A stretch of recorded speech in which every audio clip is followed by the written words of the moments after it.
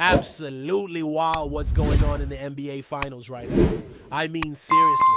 That game one was a statement, and if it's any indication of what's to come, we're in for one of the best series we've seen in years. Tyrese Halliburton continues to show up when it matters most, and this Indiana Pacers squad. Man, that's something else. Every time you think they're down, they come right back like they got 9 lives.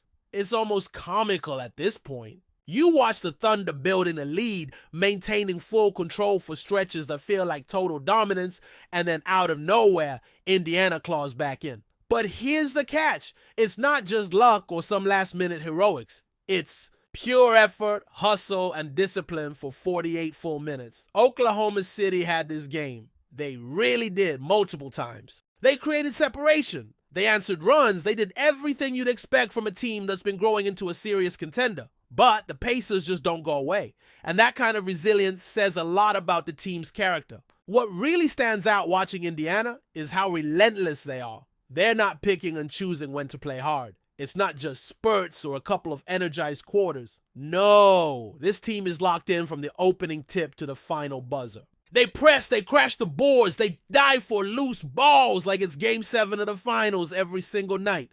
That's the kind of culture they've built. Now watching a game like that gets you thinking, and not just about Indiana or OKC, but about other teams around the league, especially a team like the Lakers. And look, I've talked about this on live streams, but this needs to be said again because it's too important to overlook.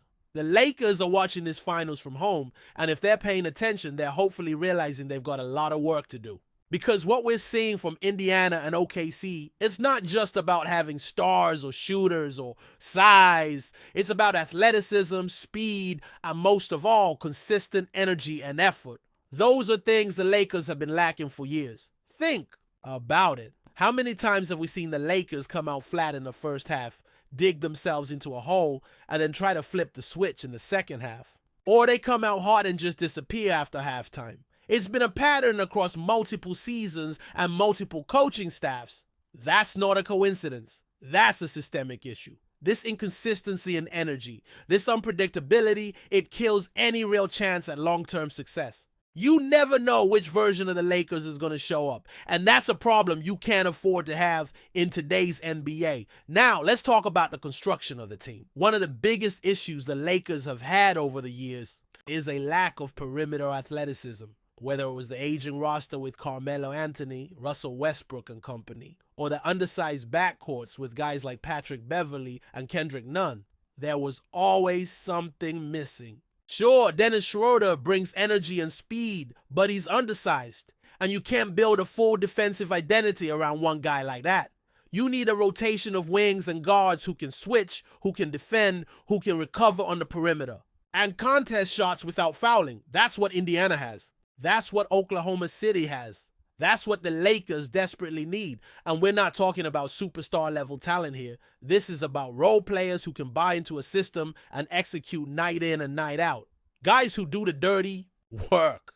Guys who aren't looking for touches every possession, but who will lock up defensively, chase shooters off the line, and rotate with urgency. The Lakers haven't had that in a while. And now, more than ever, it's clear they need to find those pieces. It doesn't feel like the Lakers are that far off from being a serious contender again, but it's going to take the right moves. They need 4 new pieces, 4 very specific kinds of players. First, a true starting center. Not a small ball experiment or a veteran who's past his prime, but a real anchor who can hold down the paint and allow Anthony Davis to stay at the 4 when needed. Second, a reliable backup center. Someone who can give you energy off the bench, block shots, rebound, and not be a liability in switches. Then, you need 2 perimeter guys, real perimeter guys, not converted point guards, not undersized defenders. Legitimate wings with athleticism, defensive instincts, and the ability to guard multiple positions. Maybe one of those spots goes to Bronny James down the line. I know people roll their eyes at that, but if he develops the way some expect, he could carve out a rotation role. Not as a starter, but as a high-energy defender. Someone who brings foot speed and a point-of-attack presence. That's what the Lakers need. Guys who can stay in front of their man, disrupt passing lanes, and rotate with purpose. What makes Indiana so impressive is how versatile they are. They don't just play one style. They're like basketball. Chameleons. You want to go big, or they can match you. You want to go small? They'll adjust. It doesn't throw them off. They don't lose their identity. That adaptability is huge, especially in the playoffs where matchups dictate everything. You have to be able to shift on the fly. And the Pacers can do that because their roster is built with versatility and athleticism in mind. Let's not forget, the Lakers had this once. Think back to the bubble championship in 2020. That team could match up with anyone. They had the size to go big against teams like Portland and Denver, but they could also go small against teams like Houston, who played that ultra-fast spread-out style with James Harden and Russell Westbrook. The Lakers answered that by going with LeBron at the 4, Anthony Davis at the 5, and surrounding them with elite defenders like Alex Caruso and Rajon Rondo. Even their small ball lineups were huge compared to the competition. That's what made them so dangerous. They could play any style, at any pace, and still impose their will. Right now, that identity is gone. You can see it every time they play a team like Indiana or Oklahoma City. Those teams just look faster, more agile, more committed to the grind. It's not about stars, it's about 5 guys on the court who are connected on both ends. That's what Indiana has right now. They're constantly switching, constantly communicating, constantly helping and recovering. They don't get caught ball watching. They don't give up on plays. And that starts with their leadership and their culture. You look at game 1. OKC came in with a strategy that had worked all postseason long. They went with their usual big man rotations. They had Isaiah Hartenstein and Chet Holmgren on the floor together, and it had worked against bigger, stronger teams like Minnesota. But Indiana flipped the script. They went small, but stayed big.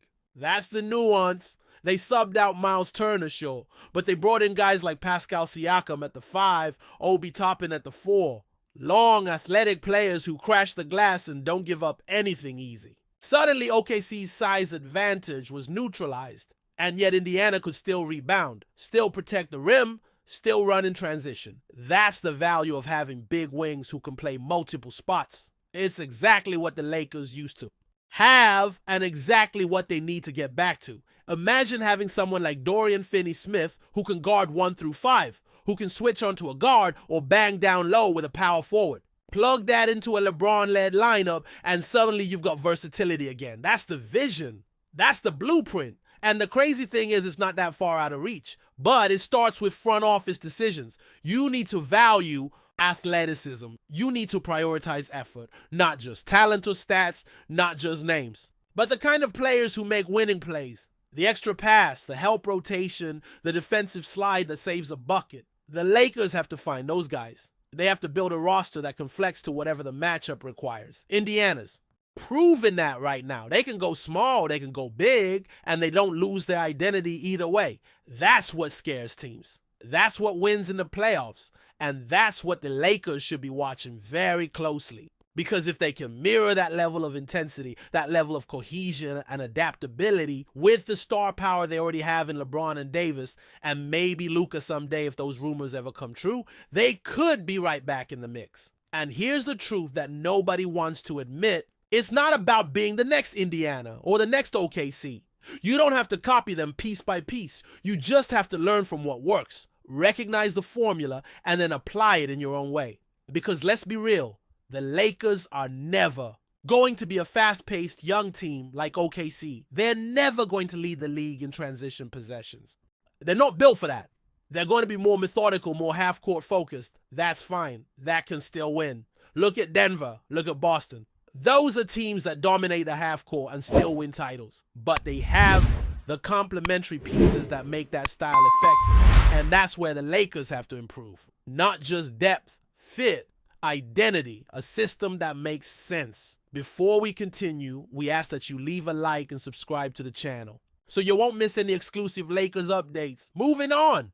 In a surprising twist that has set the NBA rumor mill ablaze, whispers around the league suggest that Kawhi Leonard, the enigmatic star of the Los Angeles Clippers, may have quietly accepted an offer to join their city rivals, the Los Angeles Lakers. While no official statement has been made by Leonard, his representatives or either franchise, multiple sources close to the situation, indicate that a potential deal could be in place, stirring intense speculation across the basketball world. possibility of Leonard donning the purple and gold uniform has left fans and analysts alike both shocked and intrigued. Given Kawhi's historically private nature and his commitment to the Clippers since 2019, such a move would represent a monumental shift not only for Los Angeles basketball but for the entire NBA landscape. Some insiders claim that the Lakers front office has been aggressively pursuing Leonard in recent weeks, presenting a lucrative and championship-oriented pitch that reportedly resonated with the two-time NBA Finals MVP. Adding fuel to the speculation, Leonard was recently spotted dining with a well-known Lakers executive at an upscale Beverly Hills restaurant, an encounter that has only intensified the whispers of an impending move. Furthermore, certain social media sleuths noted that Leonard has recently followed several Lakers players on Instagram, a subtle yet telling sign that has not gone unnoticed. If this rumor proves true, the implications would be massive. If pairing Leonard with LeBron James and Anthony Davis could form one of the most formidable trios in NBA history, instantly positioning the Lakers as overwhelming title favorites for the upcoming season. Meanwhile, the Clippers, who have built their roster around Leonard, would be left reeling, forced to reassess their competitive trajectory in the highly contested Western Conference. For now, all parties remain silent, adhering to the usual off-season discretion. But in the ever-dramatic world of NBA free agency, where smoke often leads to fire, the basketball community is bracing for what could be one of the most seismic shifts in recent memory. Only time will tell whether these rumors materialize into reality, but one thing is certain: Los Angeles may soon be unified under one championship banner. Stay informed exclusively about Los Angeles Lakers news. Subscribe to our channel and hit the like button to keep receiving daily updates. Also, share your opinion on the news in the comments, as your contribution is crucial for the Lakers. Stay tuned for the next video.